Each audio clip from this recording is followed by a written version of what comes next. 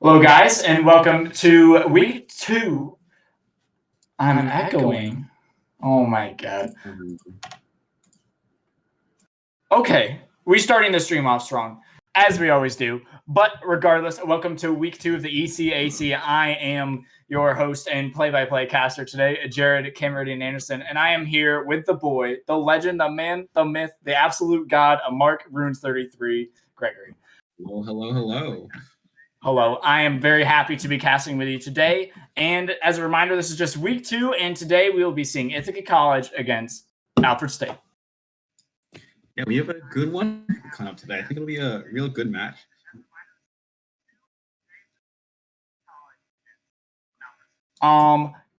Starting with the rosters now, I can start with Ithaca if you go through Alfred. For Ithaca, in the top lane, we have Eliron. In the jungle, we have IC Sandbag. In the mid lane, we have Garfield's Lazaga. In the bot lane, we have DF Card. And in the support role, we have Manlaris.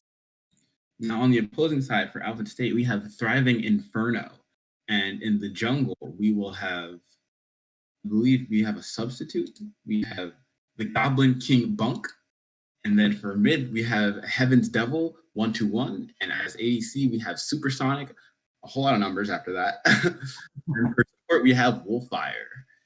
And one of these picks, just like before, I think we'll be getting to champ select shortly, so we can just banter about picks a little bit. One thing I want to realize with these two teams, that both these teams, especially like as we saw in the first 2 weeks, they love to play Kaisa. So I think that's going to be a really contested pick to look for tonight as far as the bot lane goes. And in the top lane, both of the top laners do play Gangplank. Ooh. Just over there. Ooh, that could be spicy. But one thing I do want to see, for those viewers who know who were watching last week, rather, we saw Manwalrus take some ankles on the Nico. I think we need to start take an ankle taking counter for Manwalrus to add to his collection. But regardless, I want to see if we're going to see something spicy like the Nico come out again, or maybe even an Udyr. I think that's another spicy pick that would be fun to see. Ooh, I would love to see an Udyr. That would be amazing. The Udyr is too goodier, as they say. But regardless, it looks like we are going to be heading into draft in just a second. So when they get in, we will be right back.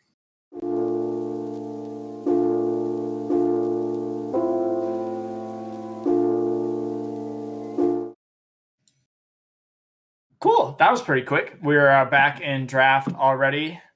Starting off with Eliron with his ban on the blue side, and Ithaca is on the blue side, and Alfred State will be on the red side at the moment. Just letting you know, Mary, that your graphic is wrong. But regardless, we have starting off with an Urgot ban followed by the Corki. Classic picks, very, very strong hyper carries, actually, followed by the Syndra on the side of Ithaca. So it seems like we're banning a lot of hyper carries to start this out. We have 2 mid lane bans coming in so far. We will not be seeing the Pirate in game 1, which is unfortunate. But I guess if it's a contested pick and a very strong pick of that, they don't really want to see it coming.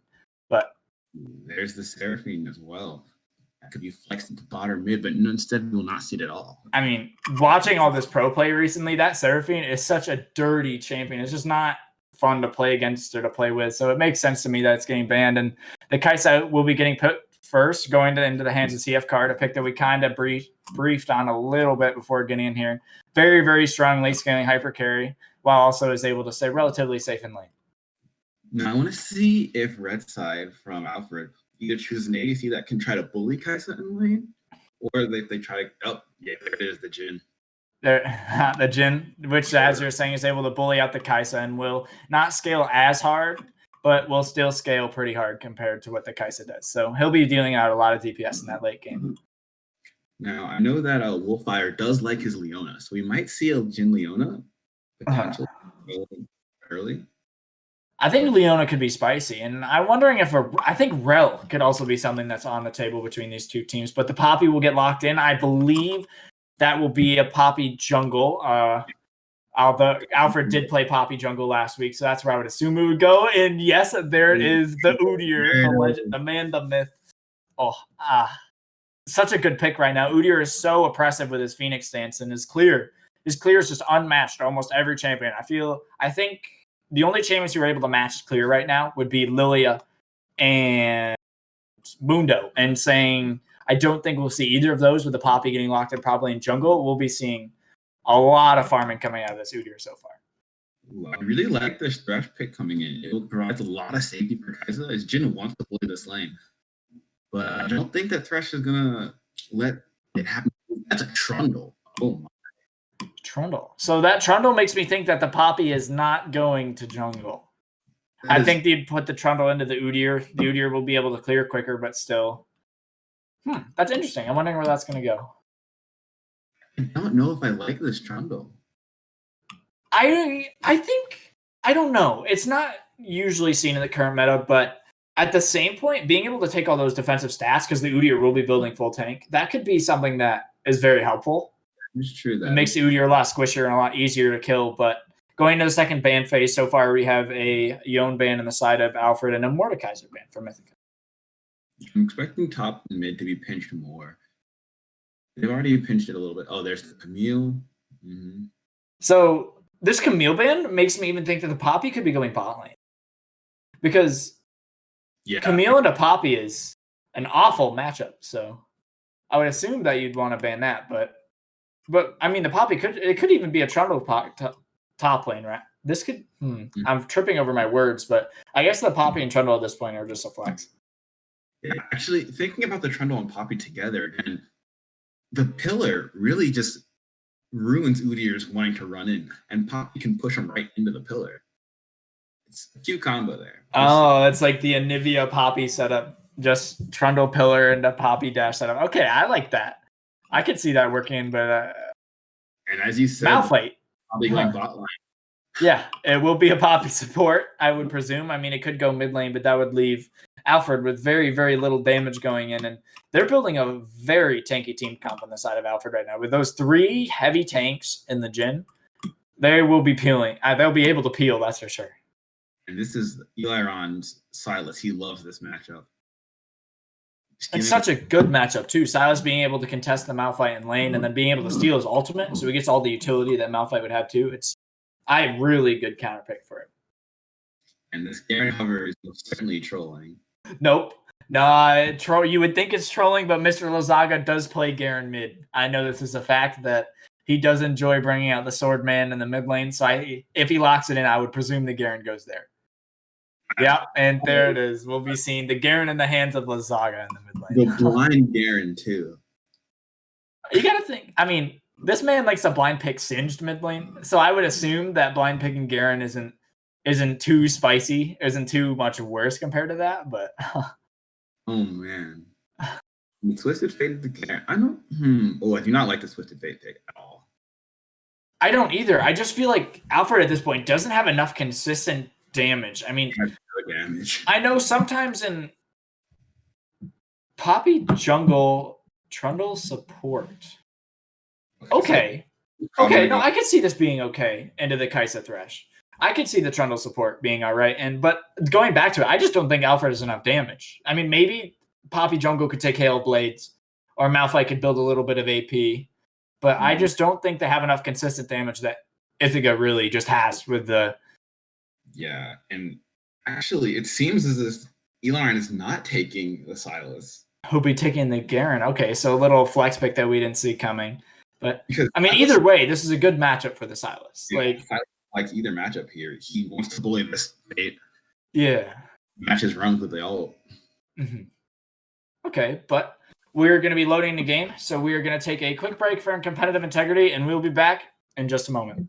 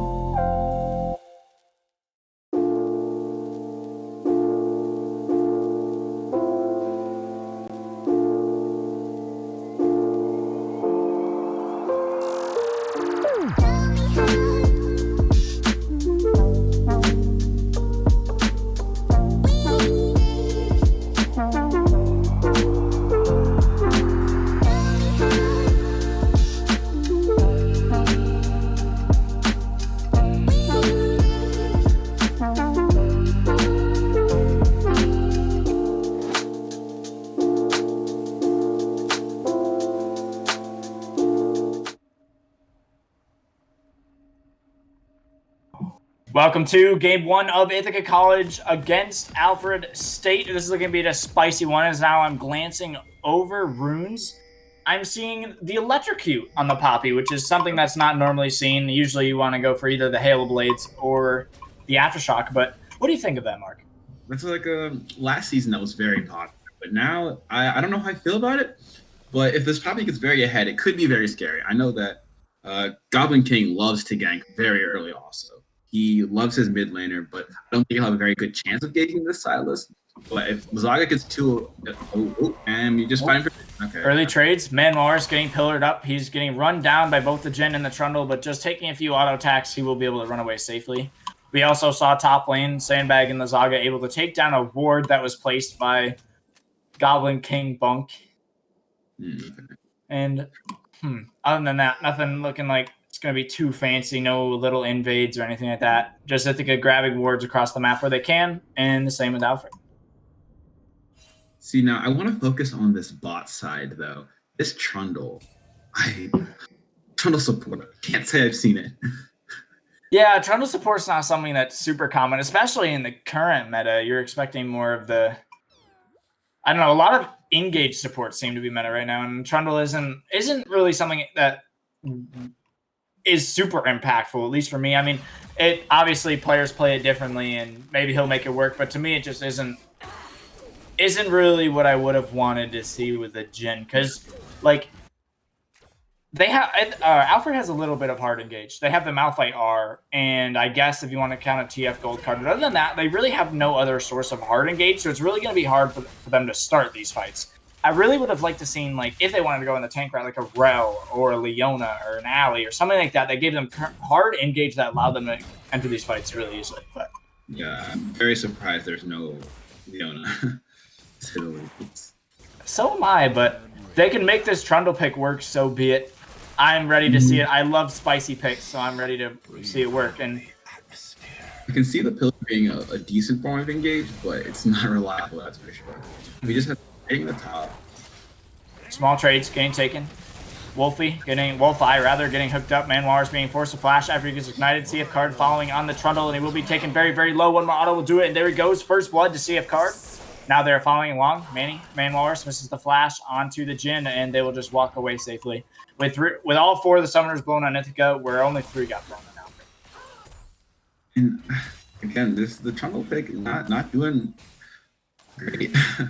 Yeah, because you think of what Trundle wants to do. He wants to get in their face and go away, and Thresh just does the opposite of that as heavy trades happen in the mid lane. But going back to it, it's just like Trundle wants to get in your face. He wants to be able to bonk you down with his bonk stick and just take you out that way, where Thresh's job is to peel away and to give that little, I guess he has the engage with his hook. But gank coming in top lane, Garen being forced to flash, Poppy hitting the Q, taking him very low. He is taken down to around a quarter HP. Malphite still has his flash. They could go back on him, but holy cow, the re-engage is now. Udyr is shown up. Landing the auto attack, starting the Malphite is forced to flash. Now it's just the Poppy and Udyr. And Jesus, they're all having a flash. They're taking so low. Poppy now taken out by the Udyr. Garen following Malphite. Just not out of range with his E, and he will not be able to take it out. But still, another kill going over Ithaca. And again, as I said, this Goblin King, he loves to gank very early, but Sandbag was there just to follow up and do the counter gank. And as we talked about before, this Udyr's clear speed is just so fast. Udyr was able to take all 6 of his camps in the space that Poppy only took 4, and was able to match the gank just as easily. So Poppy is getting set so far behind at this point. Is now, I mean, Sandbag's going to be able to take both of his top cut, or both of Bunk's topside camps if he so pleases, which it doesn't. Yep. Oh no. Malphite. Do you see that Jhin started boots? Oh, I didn't see that. No, but Regank into the top side, can't really do much. Thriving Inferno, just able to run away. He will lose his pink ward, but that's okay. I did not see that Jhin started boots. Very interesting start, to say the least. I understand why they want that first trade now. Yeah, he won't be doing as much damage, but I guess it gives him the mobility to get away from Thresh Hook. So that's often valuable, because the ability is called Death Sentence, so you really don't want to get hit with it. But you do not.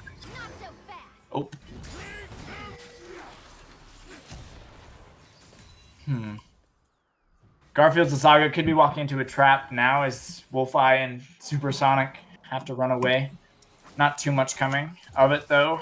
They just will be able to walk away to the vision of the trap push.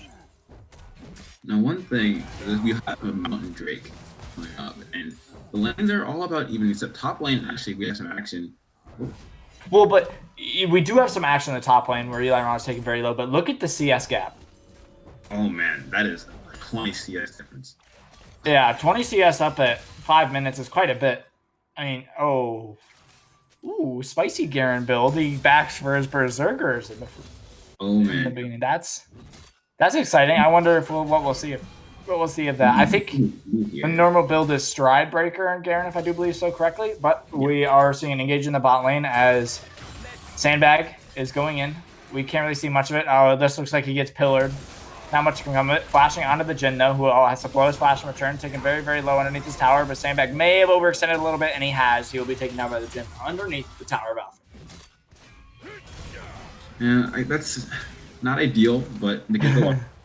Yeah, a little bit of an overextension by Sandbag there. Didn't really need to go underneath the tower, but I presume we just wanted to.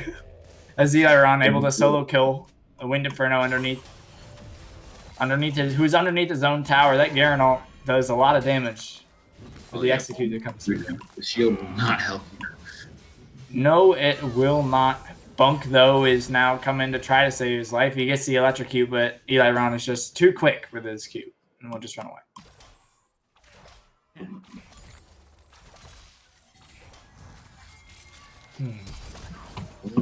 Stolen. Silas using TF ult, getting in, and all the kills this game have happened underneath towers, so this is very that's not true, but 3 of the 5 kills have happened underneath towers. As Garfield's Azog is able to solo kill. And this is what we talked about earlier. Silas, he loves both of these matchups. He has great ult to steal. He steals. Mainmar, sorry, landing the death sentence onto the Thresh. He will not go in to follow it up with a flay, but Ithaca still able to win the trade. Trundle wasn't even the one who got hooked. He just takes so much damage. I don't know. It's just as more and more as you see. I'm not sure I'm a fan of this Trundle. Yeah, and I see the pillar is really it's the only tool he really has in the lane. Ooh, extended training in the top lane as Eli Ron is 2 levels up. Those Berserkers are shredding this mouth. And a pickaxe. Realize he has that pickaxe too, so he is going to be dealing DPS.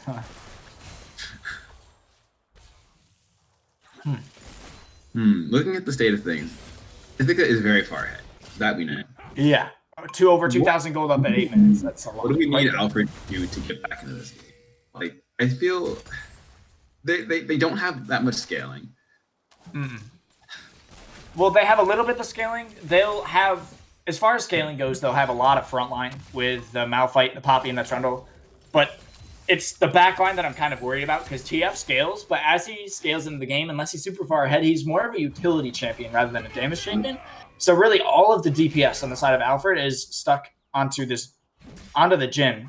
Although Poppy does look like she's building some sort of damage, I would assume Sunder. I think Sunder is fair over Trinity Force, but I guess because she took Electrocute, Trinity Force wouldn't exactly be that out of the question anyways. But I can assure you it's probably not a Lich Bane.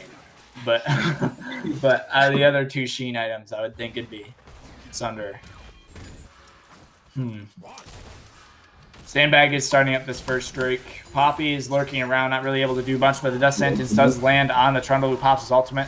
Flay getting the Trundle away, who is so tanky at this point. Holy moly, has to blow his flash, followed by Manwalrus, who is ignited and tripping down, but no kills will come of it. Although 4 members of Alfred are now going to be able to go onto Sandbag and the Zaga, but they are just taking the trade, using the Poppy ult to knock her away. And Udyr is just dealing so much damage as now the TF falls. There goes Jhin died, I guess.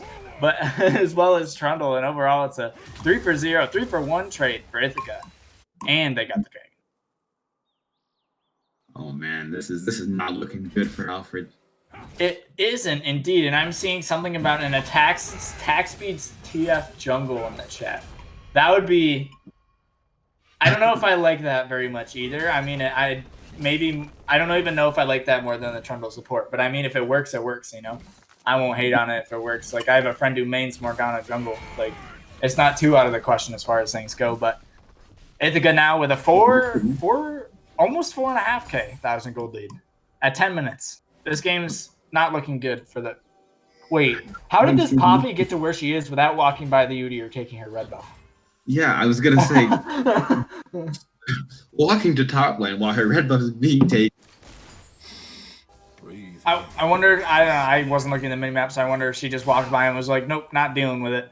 But yeah, honestly, he's at the point where he can muscle his way past his Poppy and say, "If you want to take this red buff, you'll have to die for it." He's out 22 CS, a lot of it. But yeah, I'm assuming she just walked up by her Krugs and just went by because we know our boy Sandbag is bloodthirsty and he would have gone for that kill instead of the red buff any day of the week. Manwars might be picked. Nope, Pillar does miss.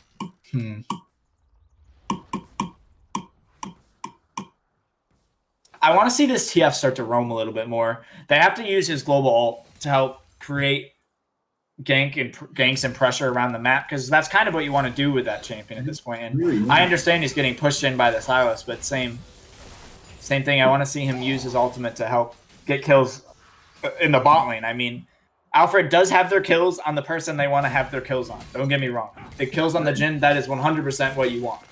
But on the same point, fight into the top lane. Eli Ron looking very caught out. TF does ult, as we were just talking about, and he will fall. So that's exactly what I wanted to see. I want to see TF use his ult proactively to go around the map and get picks.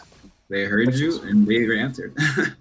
And I have another answer, and that Garen is going Stridebreaker with the Iron Spike Whip and the Blue Triangle of Death, but I have no idea what it's called. I'll have to check back on that, so I'm just going to call it Blue Triangle of Death, but fight in the mid lane. TF using his yellow card to stun at the side, so he just tries to eat away, but oh no, Manwars. CF card, will you be able to get out? He will be able to get out. Zag's taken very, very low. Malphite is now TPing into the fight. God King Bunk will be the first one to fall. The Sandbag is now they turn onto the TF, who will fall to the hands of the Garen. And overall, a 2-0 trade. Very, very good. To recognize that their mid laners picked off in the collapse as quickly as they could. Oh, Kai'Sa W hit, lands on the Jhin, who tries to blow his flash and get out, but it will not work. Trundle now working on the CF card, who's taken very, very low, and TP by the Silas now. Oh, he's hunting in. He will be able to land the abilities, and this is another dive that could go wrong. He's slowed up so much, and he will blow his flash, but he will make it out. Nice, with the assist of Sandbag. So a delayed ace, not an unofficial ace, I'm going to call it, on the side of it. And Zaga still has the TF ult to TP back wherever he needs to be. So, I mean, I would assume he'd go mid lane, but saying the Garen's there, he probably won't do that. He might even back and then just use it to get back to lane. Sandbag, though, getting gold carded and stunned up by the TF, he will just take the lantern and get to safety. Oh, current call. You can't really see. I mean, this TF is really important, but I don't really want to see the TF. I want to see the curtain call. But Goodyear makes it out, so it's all good. Yeah. He was his red book, as he should. Oh, this Udyr skin is so cool. For those of you who don't know, I got that skin out of a box about an hour ago, and I'm very excited to use it. I haven't gotten a chance yet, and it will for certainly happen at some point tonight. But, oh no, it's just Silas getting back to lane. I was like, oh, spicy. But, I'll ask. Just using the vision to see where Poppy is. Understandable. Yeah, I think he's just getting even back to lane. But Drake is spawning 30 seconds. It'll be an Ocean Drake, so we'll either see a Cloud map or an Infernal map. Both maps are really spicy. And, okay, this is a hot take, as nothing's going on right now. But I feel like if there is an Udyr in the game, there is a 75% chance there's a Cloud Drake. It's just always a Cloud Drake if there's an Udyr. If you get a Cloud Drake, your hypothesis may be correct. I believe it was 3 games. There were 3 Cloud Souls last night in the LCS LEC, and they were all Udyr games. I'm just saying. There were like 10 games played total between the two, and 3 of them were Udyr games. 3 of them had Cloud Drakes. So, just saying. But Drake is started by Alfred, now taking to a little bit below 3k HP. That's his lands. But Poppy will knock out the jungler, so it will be a Drake on the side of Alfred. Manwars might be caught out. Nope, they decide not to engage on him. And the dragon is going over to Alfred for the Cloud map. See, I'm telling you, it's a thing. Goodness. It's Udyr and Cloud Drakes. It's just what is what it is, I guess. It's just, yeah. He wants to run. I mean, gotta go fast, right? But, I don't know. Maybe we'll have to talk to Sandbag and see if you can convince him to play Udyr next game so we can get another Cloud Soul, and I do agree, Udyr really does need this ult cooldown. I mean, his ult is on a really long cooldown of 6 seconds. I think it's like 4 seconds once you get at max rank, but very, very important cooldown to have. I mean, after the Drake was being taken, Leon was just casually whacking away at the tower and got first tower blood. So this guy is 50 or more CS ahead. Oh my goodness. Oh. Engage in the mid lane. Malphite ult traded for Malphite ult. So you just run away. And also, Malphite picked up the Rift Herald. That is something that we didn't notice at this point. But see if Card is a little bit caught out at this point. He's able to dodge the Gen W. And holy moly, he deals so much damage with this passive. Will he get out? Get away from the fourth shot? He will. Current call now. Oh, rip. Jin is 1 for 0 in current call shots. Although now the Udyr and the Thresh are here to try to save him. TF ulting in, and Udyr is getting so much damage dealt to him, and Manwaller so pay the price because of it, as he will fall, as Zaga also falls in the mid lane. Just Ithaca dying all over the place right now. I mean, it doesn't... Things are falling apart. But they're still up 6,000 gold, so really, it's not too big of an issue, but at the same point, there's a little bit of a limit testing, as they say, happening right now. The one saving grace is Garen is whacking away at the second tier towers. He is just... If you can see the gold charts really quick, it's like Malphite's almost been Flame Horizon. Garen's up 3k gold. Oh that's like a full item. Sandbag is chasing down God King Bonk. Might to try to get away. Garen is now showing up to the fight, and Bonk dead Poppy. Goblin King Bonk got bunked. King Bonk got bonked. Unfortunate. This Poppy's down 3k gold too, so it's like all of Ithaca's gold lead right now is on the top side of the map. I mean, the Silas does have a 1,000 gold lead, but the majority of the gold is on this Udyr and the Garen. And Udyr or Garen is sitting on 3k gold, so he's backing for a full item right now. Oh man, that's like what Sterix, I presume, second item. That's gotta be. Oh, he even already has a Ruby Crystal, so I actually just get the second item. And Udyr's almost finished 2 items as well at this point, which is crazy for a jungler. But and very interesting build path here from Trundle. Imperial Mandate. As you saw in the last this fight, is a tech I have not seen, to say the least. He did a lot of damage. He did? I think his Q scales off. His Chomp, his Q, I think that scales off AP if I remember correctly. So maybe we'll be getting bonus damage from that. And obviously him landing his pillar will be able to get that mark as we see right here. Ward's going down onto the lantern, so Udyr will not be able to take it out. But he's just so damn fast. He's just able to run away. Malphite does use his TP to try to get in this. Now it's 5v5. Kai'Sa's caught out on the side. We aren't going to see it, but she will get killed by the Jhin. Wolfie getting taken low. Very low. Garen now, holy moly, spinning and winning in the back lines of Alfred State. He will have to run away because the Jhin is also dealing an insane amount of damage, but Poppy will fall to the Udyr as well as the Malphite, and Garen still has... Oh, that was... So Garen does damage. He built a Cleaver second, I guess, so which makes a lot of sense. And the 3 tanks having the extra armor shred will be awesome, but holy moly, he's dealing quite a bit of damage, and Ithaca getting the ace for just the trade of their ADC. Things were not going the way of Ithaca, but Eli came in and said, it's time to spin and win. He did spin, and they did win. As Ithaca is ballooning their gold lead to now almost 12,000 at 19 minutes. This game's going to be a hard one to win for the side of Alfred. Yeah, I cannot see them winning in any realistic world here. It's this guy says very well the Collector and Kraken Slayer, and Silas almost 2 completed items. Garen, as we said already, he's just fighting for this draw. Yeah, and he might honestly almost have enough for a 3rd item at this point, which I'm gonna say, I said it once, I'll say it again. I think it's a Sterix, but I don't know. I just think Sterix is so good of an item right now, especially for building damage. But this 3rd Drake has spawned, the first Cloud Drake of the game, and Alfred is the first team to get to it. You're not like this Although, Drake. Oh my goodness, Poppy just deleted by the Garen Kai'Sa combo. Now Trundle is taken very low and will be slain by Lazaga, and oh man, that Poppy disappeared. I mean, I guess she doesn't really have many. F. Lazaga missing the Malphite ult. Another Thresh will go underneath the tower, taking very, very low. Manwalrus is able to land a Death Sentence and take out the Thresh, and now it is Kaisa versus the world. Oh, that's Garen. Garen versus the world in the back line, and he'll just be able to run away. No, I don't understand the decision making there from Alfred. They know they're 10k gold behind, and they decide. Well, technically, they don't know they're 12k gold behind.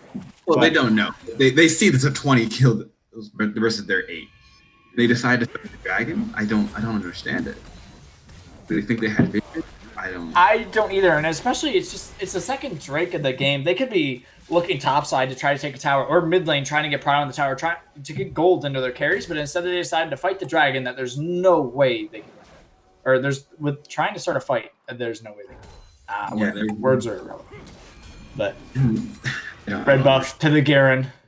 Uh-oh. Poppy to the Garen. Poppy has no flash. Garen going in, landing the side breaker. Oh, there he goes. Never mind. Oh boy, he is going back in though. He does not know that both the Malphite and the Trundle are around. Honestly, there's a chance he wins this 1v3 because I don't think any of them really do all that much damage. Poppy doesn't have an item finish. Trundle, I guess, has the mandate, but Udyr getting the ward. Worth. Oh, going in. Trundle getting set up and slowed. Poppy eating in, not landing the stun, but the Udyr getting caught up on the pillar, and will just run them down. Silas with a double kill so far. TF is looking for an ult in. He did get it, is now Udyr's underneath the top tower. A little bit of BM by Eliron, but he is going in. Udyr taking very, very low, and eventually will fall to the tower. The execute will not land, but Silas will get his third kill of the fight. Curtain call is now out, and they will just run it out, or walk it out, rather. Lazaga takes the lantern, so Eliron has to run all the way around, but this is a very, very dominant showing inside of Ithaca so far. So Poppy finally finished her Divine Sunder. Our 06-2 Poppy finally gets the myth. I cannot say. Kaisa 1v2ing the Jhin and the Trundle. The Jhin, who is the carry of this team comp, is just getting 1v2'd, or getting is losing the 2v1 to the carry, to the Kaisa, who's not even that strong. I guess she has 2 items, but she isn't. I'd rather face the Kaisa than the Garen, let me tell you. Now, I would like to see if they could secure this Baron. Do they really need this Baron?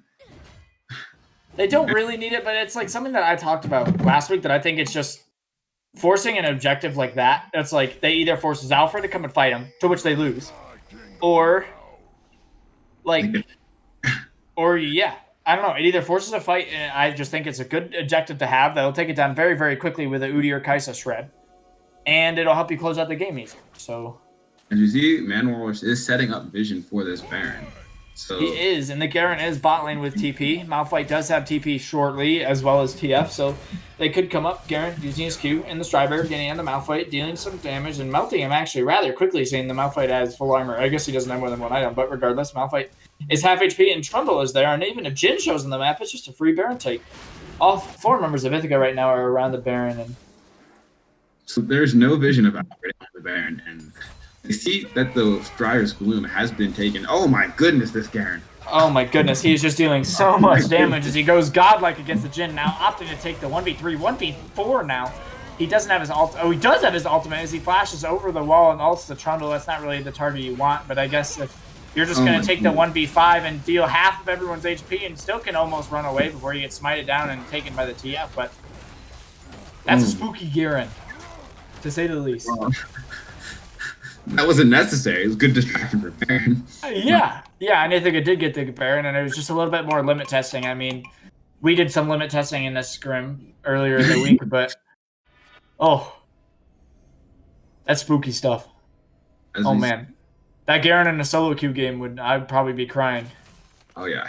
But I mean, maybe I wouldn't be crying because I would have been the Poppy and I'd be 0-6 and not doing very well. But being that Jhin who's like, yeah, I didn't do so bad in lane, just getting like 1 shot. That no bueno. Do not envy this lane. I don't. Ithaca will now take their 3rd tier 2 tower now. Look towards these inhibitor towers. They already have the middle inhibitor. And they have a wave pushing in the top side. Death Sentence will miss onto the Trundle. Garen has respawn, remember. And he does have TP. And the 3rd Cloud Drake is coming up in 27 seconds. So I don't play the numbers, honestly. The game is like pretty much going to play itself. They just wait for the dragon to come up. fight them for it if they're not, and then they take it if they don't fight. And then... I don't think it's a good fight. I think you just want to push out waves as quick as you can because Ithaca is Baron. Like, they're already going to have wave prio without Baron, and now that they have Baron, but they're looking maybe for the fight. Eli Ron trying to 1v5. Once again, he will go in at 3 members. Curtain Call is coming out.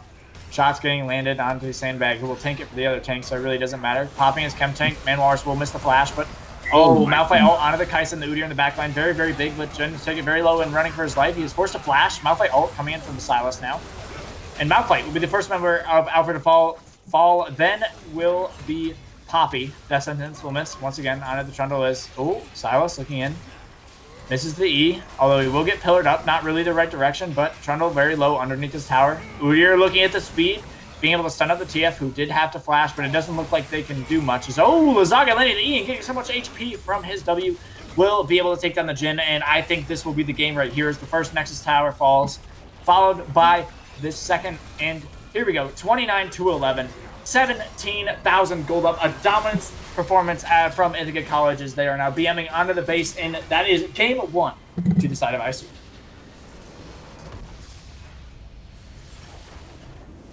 That's...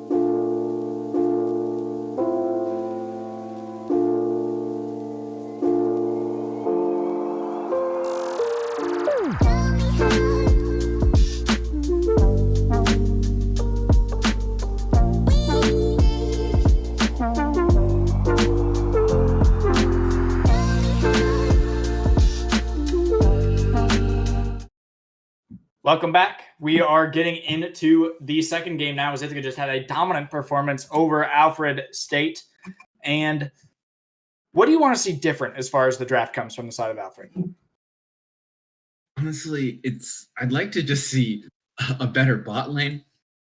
Something that actually will fight in lane, because they let the Kai'Sa scale pretty freely, and the Trundle with his Imperial Mandate didn't do much. So honestly, the bans could probably stay pretty similar, as you have them being almost the exact same. And yeah, I kind of want to see something different in the jungle pool too, especially if Ithaca's going to pull something that's able to clear jungle camp so quick while also being able to gank. I kind of want to see that. Sylas, though, getting banned. It's a different ban than we saw in the first game, but it's pretty fair, as the Silas was pretty strong in that first game. If they want to keep the Malphite and the Twisted Fate, the Silas ban is amazing. Oh, yeah. Exactly. It allows them to keep the Malphite in TF and to force Garfield to log on to something a little bit more, I would say, meta, but his champion pool is anything but that. As he does anything spicy. I know Ithaca's been playing some spicy games. I want to see, they might not do it because they're on stage, but I want to see the Ivern Rengar strat, the Ivern mid, but Seraphine, power pick, very, very strong scaling champion. It's a flex pick right now, could go into the bot lane or the support role, and getting followed up by the Kai'Sa, which does make sense as it being another power pick. And there are other power picks out there right now, like the Udyr. Do we like the Seraphine bot lane, though? Like, if it scales alongside the Kai'Sa, do we think this is actually a good answer for that? Yeah, I think it could scale along with the Kai'Sa pretty well. I mean, like, the whole point of Seraphine and lane is that it's not supposed to have prio or win lane. It's supposed to stay safe and scale up for carries. But if their one carry last game was their AD, putting them on a Seraphine makes me a little bit nervous while it tanks. Ooh, Zach, that's kind of a spicy pick.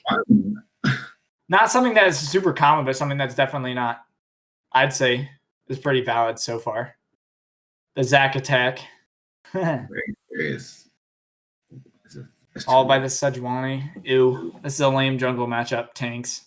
But we have our tanky boys in the jungle. True. So every jungler's heaven right here. No, not every jungler's heaven. The best jungle metas are assassin metas. You can't change my mind. I mean, this is coming from an Evelyn Echo Kha'Zix player, but third ban. I mean, they continue.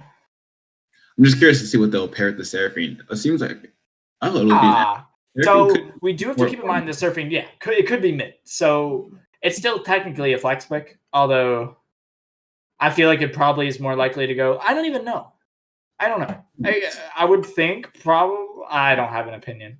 I'm not allowed to voice an opinion. I have no opinions. Seraphine is in the game. It could go jungle for all I care. But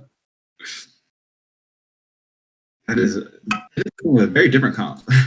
A very different comp indeed, is in they have 2 less tanks already than they had in the first rotation last time. But Ithaca continuing their bans off the same with the Yone ban. Yone is not a fun champion to play against. I feel that, but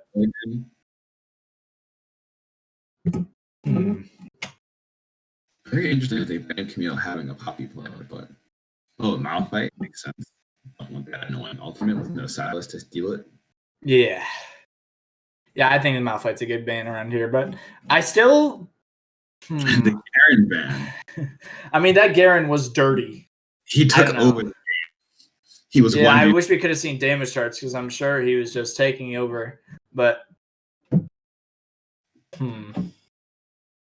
question is, will Ithaca leave their blind pick to the mid lane, or their counter pick rather to the mid lane or the top? The counter pick for the mid laner, but they just blind the Victor.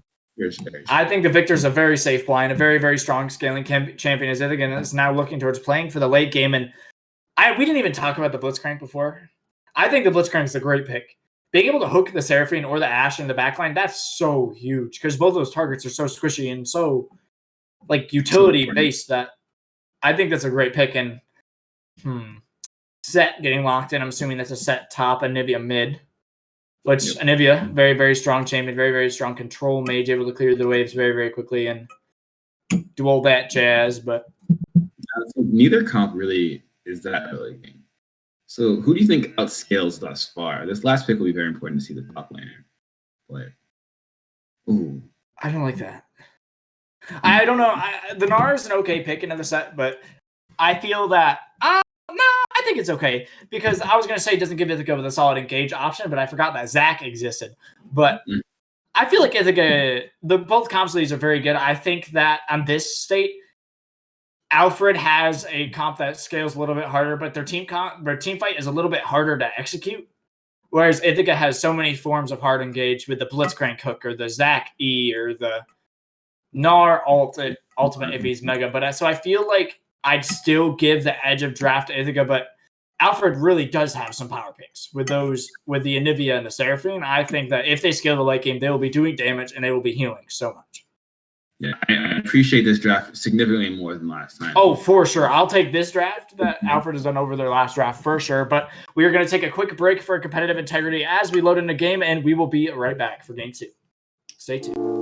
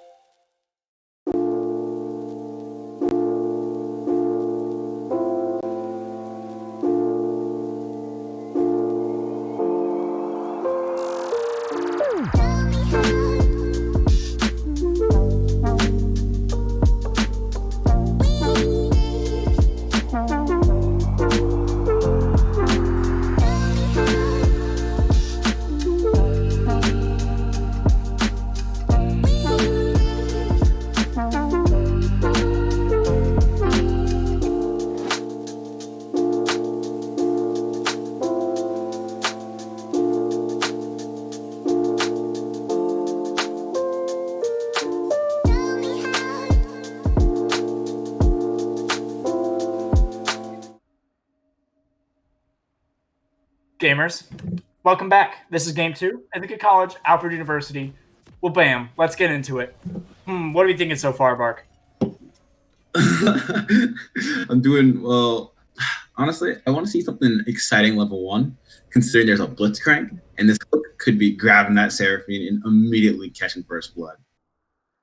That would be pretty spicy and something I approve. And of course, Manwalrus, the Riot Worker, the Riot Blitzcrank skin as one does. So that kind of fits. I just want to say that. And it does look like we might see something spicy. It depends. Will he hook the bush?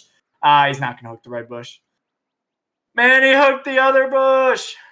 Hook the other bush. There's an Ashe there in waiting. Oh, this could be spicy. It's silent anticipation. Otherwise, there's nothing exciting going on. But Manwalrus hooked the other bush. Bruh. Oh. Maybe will he go to the other bush? Oh, that's cringe. Nah. They missed their ward in the main bush, but Ashe backing off a little bit. They realize where they are. Notice Zach is starting on his red buff. So overall, not as exciting as we wanted to. A lot of anticipation, but no juice. We do see this bush, though. I do. Of one in front of the minion wave.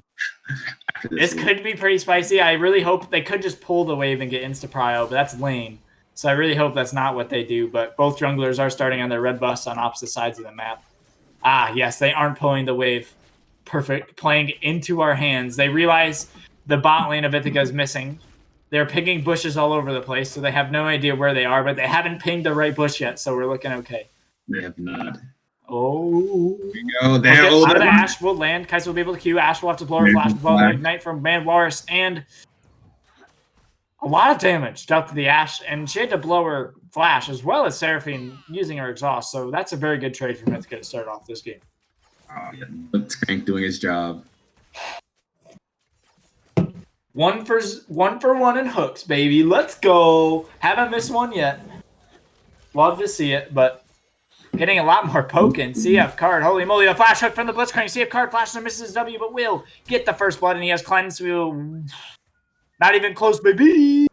But he will be able to run away and make it good as Manwalrus. So you don't have to dance on him. If you're going to do anything, do the time of man has come.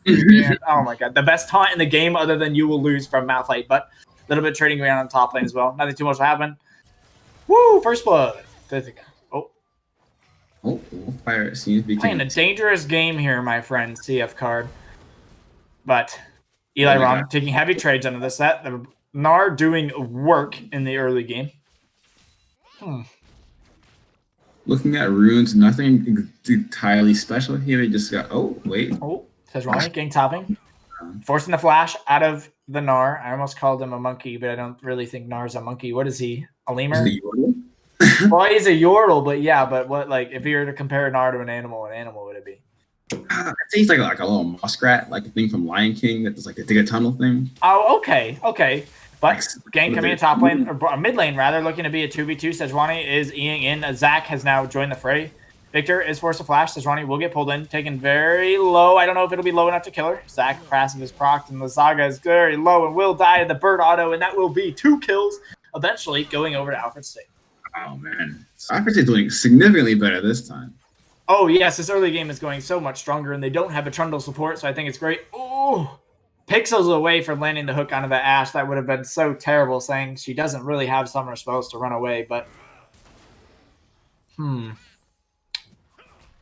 game state so far looking definitely better. Getting 2 early kills in that Anivia as well as the blue buff. Like, that's what you love to see, though. Like, top lane, Eliron about to hit Mega. He does have his E, so he can still jump in. Set is low, but Sejuani has now come in and ganks. She is a ganking machine, as we talked about before, and bonk. Eliron has fallen to the set. Now, Goblin King Funk with 100% cryptation here. He is doing work on this as well. Oh, they're rooted up. Heavy trade, yep. Sandbag is around. Ready to use his Zac attack if need be. Slingshot now landing onto the Ashe. He will be able to knock her up and pull her in. Blitzcrank is here. Landing the knock up. He still has the pull. Will he use it? He probably won't. Will he take the kill? Please take the kill. Well, Zach had to blow his flash, but they do kill the Ashe in the trade. But unfortunately, though, Kaisa didn't get an assist for that, so she will be missing that little bit of gold that she would have wanted regardless. It's to farm the wave instead of farming the kill. Oh, unfortunate. Feels bad, man, not getting the kills. Kind of cringe if you ask me, but I'll accept it as she does get most of the CS that's there.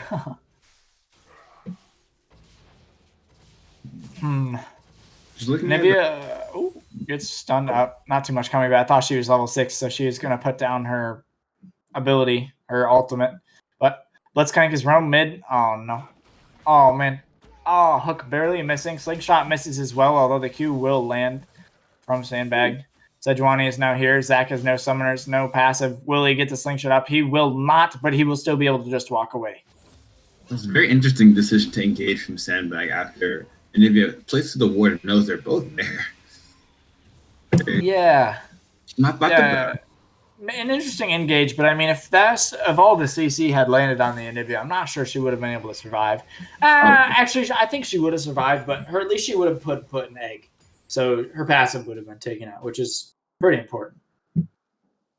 Now, both millionaires do have to back. They're very low on mana, but Lazarga will stay around to clear off the wave.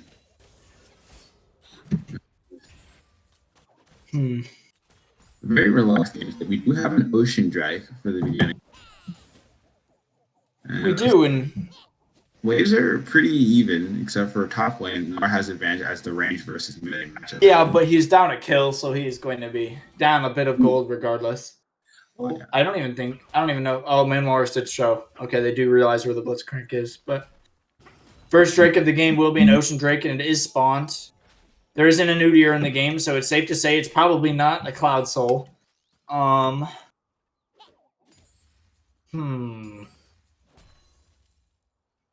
It's a very different game than what we saw before. Last game state was around hard farming and scaling, where this game has been all about these little skirmishes, and so far, Alfred State has come out on top. For sure.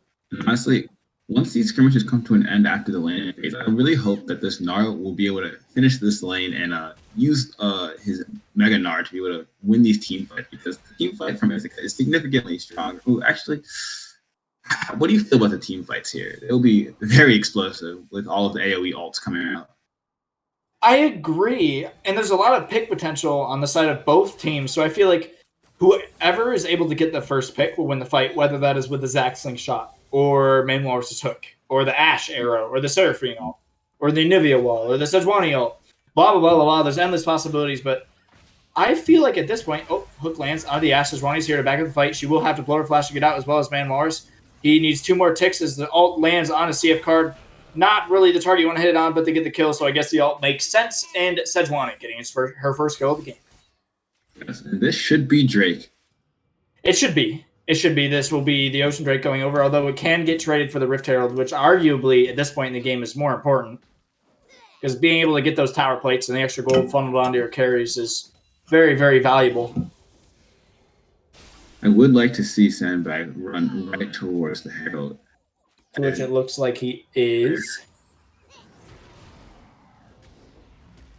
Hasn't been started up yet, as it looks like Victor is just going to be yoinking the blue buff. Zach is there to help him out. So I don't think the Herald will fall at this point, but they get the blue buff, so that's kind of pog.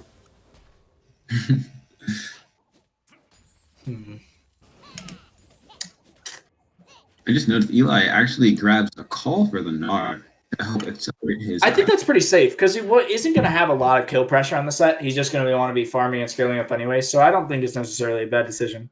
Oh, yes, There's a chance we get to see a 2v2 soon, though, as the Zac and the Sejuani are about to meet in the top jungle. They do meet. Oh, there goes the Zac using his slingshot, or his Zac attack, as I like to say, and just getting out of there.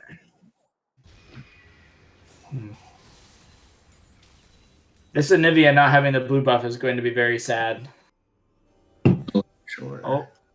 As you see, we have some action in the mid lane here. Sejuani forced the play. There's no ult. Sandbag has his, but he looks like he's just recalling. That's true. I think at this point, the Anivia is a little bit stronger than the Victor with both of those kills on her back. So, for sure. Hook landing onto the Seraphine. See if card isn't around, but it will force her flash. So another valuable cooldown that had to get blown from the side of Alf.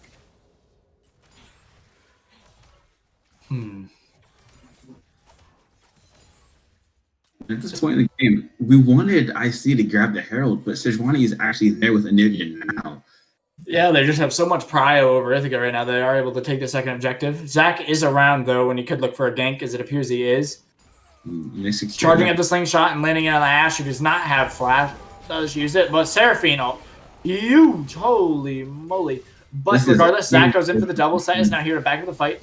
He will go in. There's also a trade going on in the mid lane as Zaga is going in 1v2, and if he doesn't have flash, or doesn't have mana, rather, so the fight will not happen too much. And see if Card made it out bot lane. I really wish we could have seen how that had happened, because that would have been nice, but wall. Seems just like wall. Has his flash. Hook misses. Ashe lands, though, and deals so much damage. Set will blow his flash to try to run away, and he does still have his Haymaker, but he will not even have to use it, as he is just able to walk away. No. Skirmishy. That has been the name of the game. Skirmishes in general, so far. Now, I'm really surprised that Sejuani didn't drop the Herald mid, seeing how that skirmish went, but...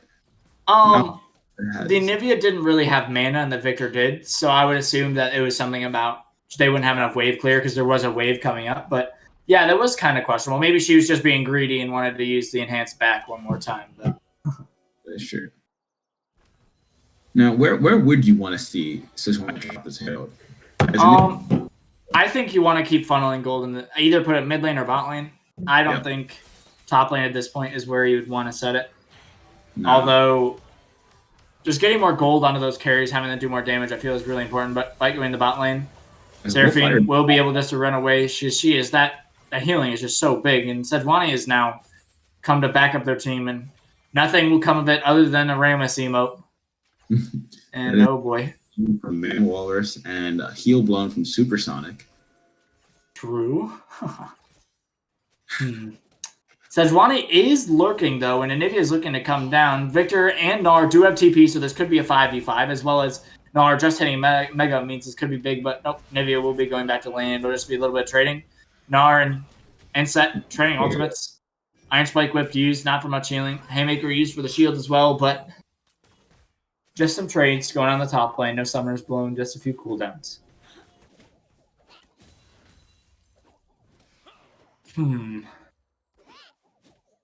Now, we do have a Cloud Drake coming up, so you were correct. No, there's no Udyr means no Cloud Soul. That's just how the game works right now. But Gnar getting engaged on by the Set. He doesn't know Sejuani's here. Now he does. He gets hit by the ultimate and will be taken very, very low as the fight is ensuing in the bot lane also. The Seraphine and the Set will fall on the red team. I want to know how the Gnar got the kill. Spectator is screwing us over right now. But overall, 2-for-1 trade for Ithaca, although it was across map. It wasn't altogether. Very interesting. I'm very surprised that Set fell there. Was the Haymaker not up? Oh. He does, and now we're seeing a fight in the mid lane as Zach has come in, and Nivea did get turned into Egg Nivea, and she will be slowly drained down. I don't think she's getting out of this one. And Mr. Sandbag, that kill was not yours. That should have gone to the Victor, but, I mean, better jungle wins, I guess. You got to take all the kills as the jungler. So, Zach getting his 4th kill of the game. And as you said, we did not want the Herald to go top, but Set wasn't even top, and Sejuani drops off. So Sejuani takes all the gold for herself. Very interesting to us. It's a very greedy game from our junglers here. I mean, I won't complain. I like seeing junglers who get very strong, but regardless, the Dragon is now getting taken by Ithaca. It has dropped just below 2k. Sejuani has not joined the fight yet, but Set has. And Gnar not able to come to the TP, so it looks like they will just have to back off, although the Dragon gets pulled out, so Sandbag may have a shot at taking it. And he does not take it. Gets smited by Sejuani, excuse me. And yeah. Inferno map. To take the safe base breaker. Interesting. Yeah. The Victor caught out there, but decides not to go for it. It's safe to say that could even be worth by Ithaca. Yeah, they go down True Drakes to 0, but they got first tower of the game because of that. And they're going to get a lot of pull in the bot lane. But, oh man, we're seeing the power of that Blitzcrank hook. Just one hook being able to 100 to 0 the Seraphine. I mean, that's what they're going to be looking for the rest of the game. Zach looking for the gank in the mid lane, and Nivea getting stunned up right near the tower, but not yet under it. And she will just get eliminated by the Victor, who is dealing a lot of damage. Oh, man. Flash hook onto the Ashe. Will get knocked up. Seeker's Prey able to kill her. That's not the name of the ability. Prey Seeker is the name of the ability. And it's a W. But blue buff, yes. The Gnar needs the blue buff.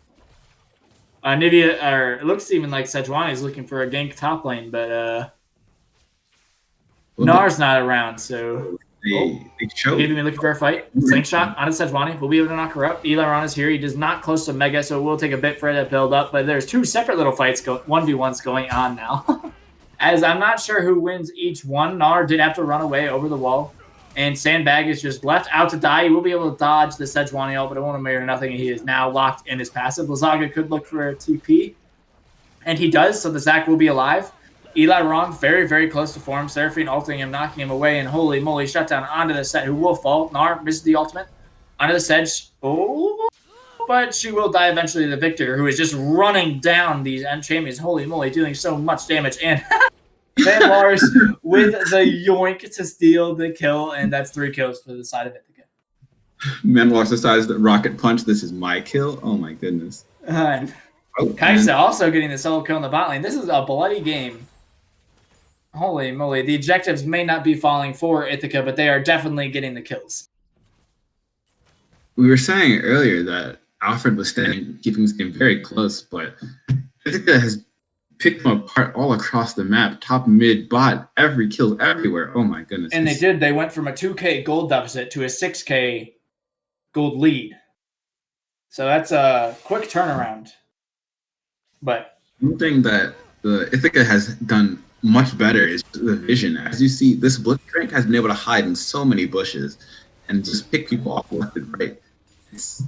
I'd like to see better vision from Alfred in general to avoid getting all of these. I agree, and it's like their mid tower is still up, yet they're allowing people to roam all over their jungle. It's not always seen, but as you say it, they start to clear out jungle towards this top side. The Rift Herald is spawned, and the next Drake will be in just over 2 minutes. But no blue. Victor does get the blue. See, Lars landing the hook onto the Seraphine. Caught up. She will get to safety for the moment. She gets smited down and pulled in. The kill will be donated over to Mr. Lazaga, who goes on a rampage. There's also a little fight going in the top lane. Set does have to blow his flash from the Mega Gnar. At this point, it's too late for them to even fight for vision. They're just not strong enough anymore. I agree. They're just not strong enough. Yeah, they have the 2 Drakes, but they don't have much else. So Nivea forced to blow her flash. So the Zac will go in and use his ultimate to knock up the Nivea, put her in egg form. Hook misses. Field gold in between the Ashe and what's that champion? Sejuani. Jesus, I play that champion. I should probably know the name of her. But cool. So a 2-for-0 trade, or 2-for-1 trade actually, that I think I just picked up.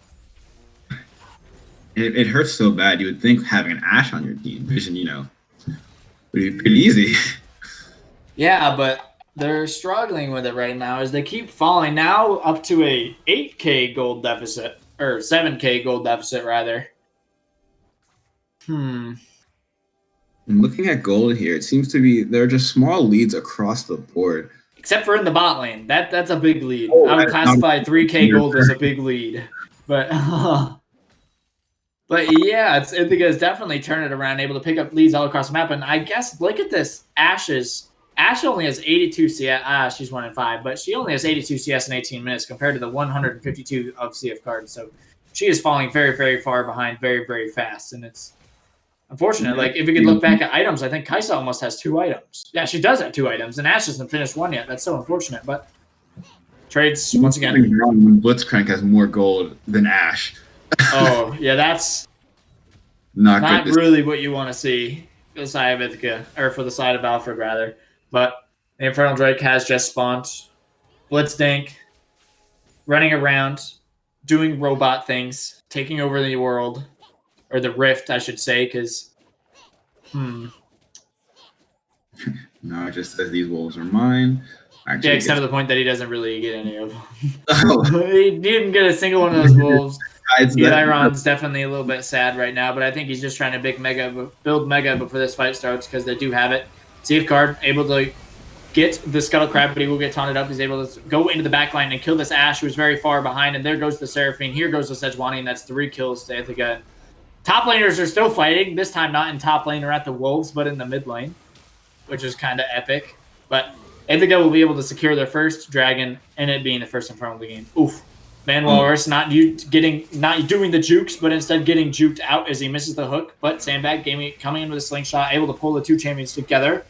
Set very low. Victor has the movement speed from his phase rush, and he will keep running in. I'm not sure he will be able to get the kill, but he doesn't. CF Card gets it, and CF Card gets both the kill-stealing mastermind, now with 8 kills on that Kaisa.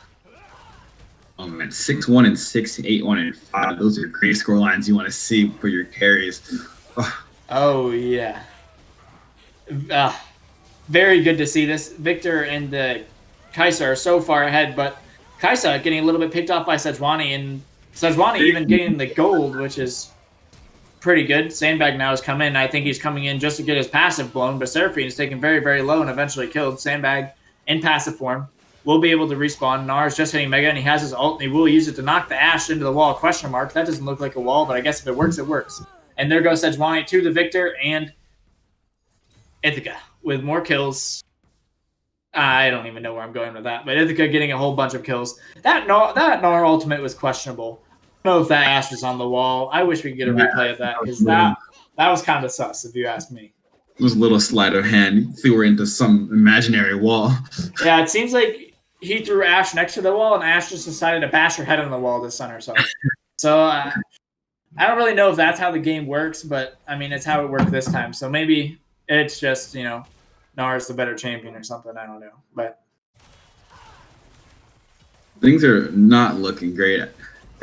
Oh no! Does almost get many. Little Victor. He didn't get the blue buff. Man Walrus did not get the blue buff this time. Tried to hook it. Well, he did hook it away from the Anivia, but did not have enough damage to get the last hit. You get the blue buff, and maybe blue buff will turn into a couple of kills. Then a Baron, maybe. True. Back into this game. It is 22 minutes. We could look for a Baron, although Alfred has fallen 10k gold behind, and instead is just getting ran down by this Nars, about to hit Mega, and he does hit Mega. Bonk, into bonk, into bonk, and Set has been bonked into a death timer for 40 seconds. As you see, this top lane matchup has not been Set's favor for a very long time. He did have a advantage, but now just getting solo killed. I like the creative Blitzcrank. Oh, he was hit by the Ashe ult. I thought he was channeling his Hex Flash over the wall. I was like, yes, that is a beautiful opportunity for a Hex Flash, but he will not be using it this time. Oh, Hook barely missing onto the Seraphine, who is not having a great game. Bot lane overall of Alfred is 1-14 and 5. Sandbag going in underneath the tower. Ashe getting caught up in the Victor. Seraphine will land on 2 people as well as the root. So Sandbag will be very, very low. Not kill Landry's, maybe? Nope. He will survive. Well, engaged Sandbag, but he really just said, let me slack with my wallet and show you how much gold I have. I mean, and he must have a pretty thick wallet if he's able to survive that. And he's staying, so that's how confident he's feeling right now. Kaisa, though, getting stunned up. Queued on by the Sejuani, who he will ult out, and the Sedge will be pulled back in and taken out by the Kaisa. Nar is going in. Does use... Is that a Stride Breaker? I don't even know. I think it's a Stride Breaker to go in. I think I would know the item because I've probably seen it at some point this game before now, but I guess not. It's looking like a game. Yeah, it's looking like another done deal. Oh, Slingshot and Hook missing out of the Ashe, unfortunately. I mean, well, fortunate for the Ashe, it will not be 1-9, rather 1-8. I guess there's not too much of a difference, but KD is already pretty much but ruined. Another tower. As you see, Alfred has done a little bit of damage on the outer turrets, and that's about it. Unfortunate. He dropped. Yeah, they haven't done much to the towers at all. I mean, I think they only got 2 plates, and they were both in the mid lane. Oh, no, that's not true. They got 3 plates in the top lane from that early Rift Herald buff. Oh. Kaisa deciding this is her jungle camp, although she doesn't get any of the wolves again, I guess. The wolf camp is not Ithaca's. Stop taking it, Ithaca. You're not going to get any gold for it. That run is getting kind of chased down. Sedge using your chem tank to get on top of him. Ashe ult will go wide as Nar is jumping away, slowed up. Taken very low. He's halfway to Mega, but I don't think it's going to matter as now 4 members of Alfred are up here. But he does get his Mega. Oh, that's a done deal. If he didn't miss his ult, I could see him maybe getting away, but Set will blow his flash in the process, so flash blown. How many shutdown tests has Wani taken away from her carries? This is a bit too many. Yeah, it is a bit too many, but I mean, better jungle wins, right? So take everything you can get. And will get the second Infernal, and the gold chart is kind of nasty, but Baron is getting taken down very slowly. Blitzcrank will miss his hook as Baron is now just below 8,000 XP. Zach will get his thing canceled as Set is now in the backline going onto the Victor and the Blitzcrank. But it's a split fight, though, as Sandbag and Kaisa are just going off 2v4ing pretty more or less. I mean, not really, but I'm going to call it a 2v4ing on the other side, and they will be able to take down 4 members of Alfred, and that will be the Baron also going down to the college. I feel for Alfred here. They had such a good fight. Like, Set was taking on 3 members by themselves, and it was really unfortunate that Kaisa and Sandbag were able to just destroy all the members by themselves. They played it well, though. The goal difference is just too great, honestly. Yeah, I think at this point, I mean, 15K up now, something like that. I think it's just under 15K. That's kind of crazy. 1 inhibitor down, about to be the second to fall.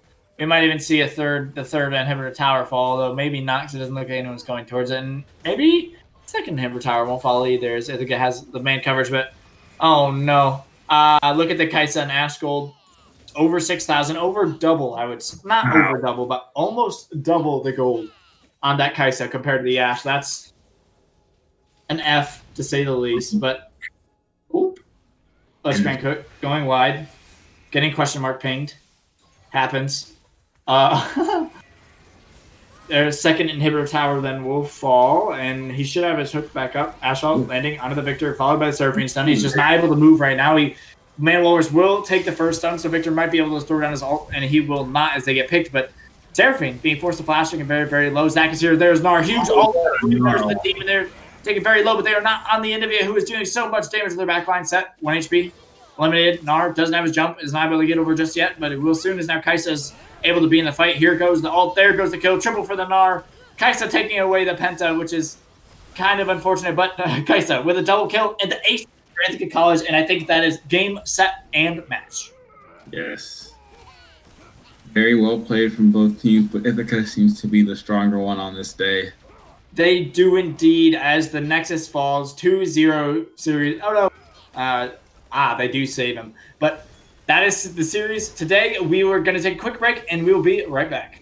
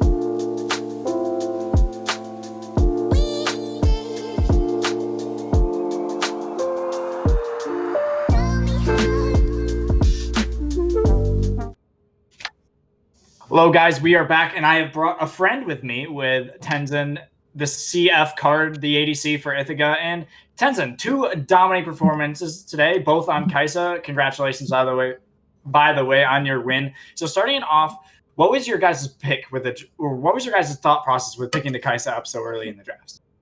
Well, basically, she's just really, really strong right now, and she's been one of my favorite champions for the past 3 seasons now. She's always kind of just been my kind of pocket pick when it comes to not knowing exactly what we want to play. But since she's so strong right now, it's pretty much like a first pick champion. And it definitely seemed like a pocket pick to me. I mean, you were popping off on it. Like, I'm still going to say I'm a little bit sad you stole the Penta, but I mean, I guess you needed the kills, right? Got to pad the stats. Yeah, I got to pad the KDA. It's because last week I inted a little bit, so I got to make up for it. Oh, yeah. I mean, you got to fix your KDA for the fantasy points, right? You can't, Honestly, I just didn't really notice that we already had 3, or that Eli had 3. I was just, focused on waiting for my ulti to be in range. And then when... Yeah, that's understandable. I think Matt hit the E, I was like, all right, I'm going in. I mean, I'll forgive you. I don't know if Eli will, but I will. So if that makes you feel any better, we'll go along. But just coming up next, so far you guys have beaten Alfred State, and last week you played St. Lawrence. I can't remember the name of the school you played this moment, but what are you thinking about coming into the next week's series? I am currently checking the next week. Yeah, I'm pulling it up as well. I'm pulling it up right now. We're playing SJU Hawks. That's what it looks like. I don't actually know how good they are or not. Normally, Manny does the research for what teams we're playing against. I would assume, hopefully, we'll probably win. We're getting into that kind of groove right now, and obviously we want to keep going. So hopefully we'll win. Hopefully next week you guys will be in the fancy esports room, so we might be able to get a few different camera angles on that way. But looking into just thought process of the game, we saw going to game 1, we saw the Trundle and the Poppy picked early. Noticing those were flex picks, what did you think about the Trundle coming into the bot lane rather than it being the Poppy in the support role? When we first saw the Poppy, this is a little sneak peek. We started looking at some of the VODs from the other teams, and we noticed that they played Poppy jungle. And we also looked at how they start level 1. So we knew that Poppy was going to put a ward in Pixel Bush, and Eli and Matt got the Pixel Bush brush ward before it could stay. So they got the early XP, and ideally would translate into an early level 2 priority. But in terms of the Trundle, we noticed that he played it in his match history, and we weren't I didn't really think anything of it. It was just a little annoying. He had a surprising amount of damage and CC, but overall it wasn't too big of an issue. It's not really something I've seen, especially with the mandate that he built. That first item was just a little bit unusual, but it seems to appear that that's about all the time we have. Thank you for joining me, Tenzin. We'll be back in just a moment. I promise it won't be too long with Mark and I for a few closing remarks. Thank you. Stay tuned.